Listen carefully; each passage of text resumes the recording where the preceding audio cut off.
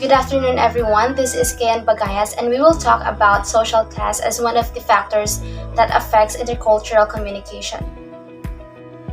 So, what is social status or social class? It refers to the relative rank or standing that an individual has in the eyes of others. It is shaped by one's background, education, reputation, perceived power, and position in an organization's hierarchy. To many, social class is an indicator of credibility and legitimacy, and this seriously affects how one communicates with others.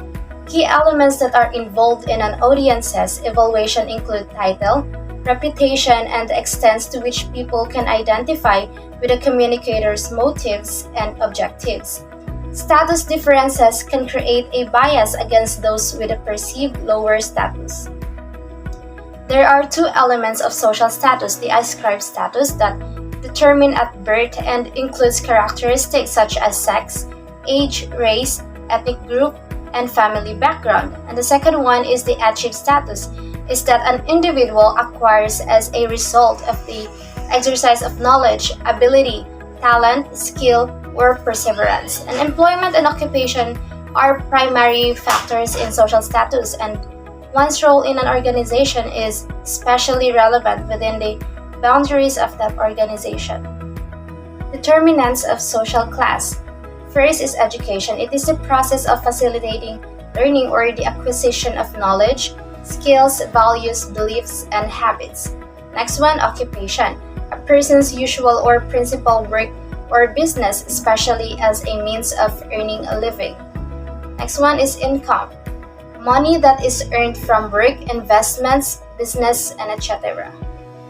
Power, the degree to which a person can control other people. Next one is wealth, objects or symbols owned by people which have value attached to them.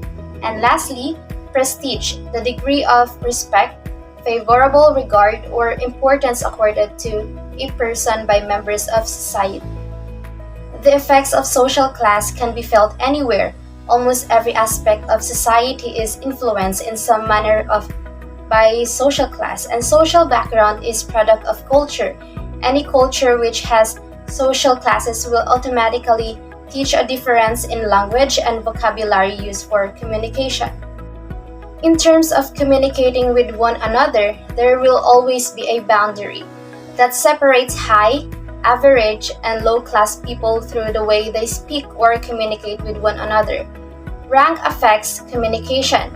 In such situations, those with perceived lower status need to build a goodwill by demonstrating competence and reliability and identifying with common interests.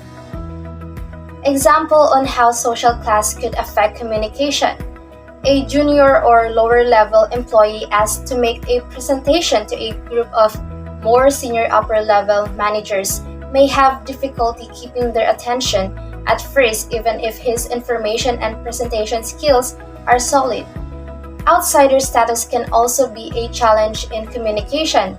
This is commonly experienced by salespeople, vendors, and even potential employees. In our society, social class have greatly influenced the communication ever since ancient times up until now. So that's all of my discussion. I hope you learned a lot about the social class.